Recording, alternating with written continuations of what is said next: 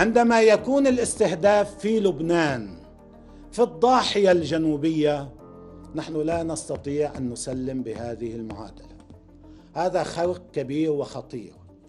قتل الشيخ صالح القائد الكبير والأخ العزيز، وحقيقة بالنسبة لي كان صديقا كبيرا وأخا وحبيبا وعزيزا، وكنا على درجة عالية من القرب والحب والود والتفهم،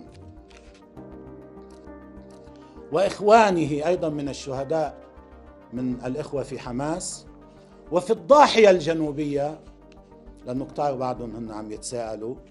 أقول لكم قطعا هذا لن يكون بلا رد ولن يكون بلا عقاب، ونحن لن نستخدم عبارة في المكان المناسب وفي الوقت المناسب.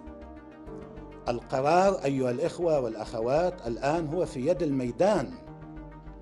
الميدان هو الذي سيرد، الميدان لا ينتظر الآن، وبالتالي هذا رد آت حتما، ولا نستطيع أن نسكت على خرق بهذا المستوى من الخطورة، لأن هذا يعني أن كل لبنان سيصبح مكشوفا، كل المدن والقرى والشخصيات سوف تصبح مكشوفة.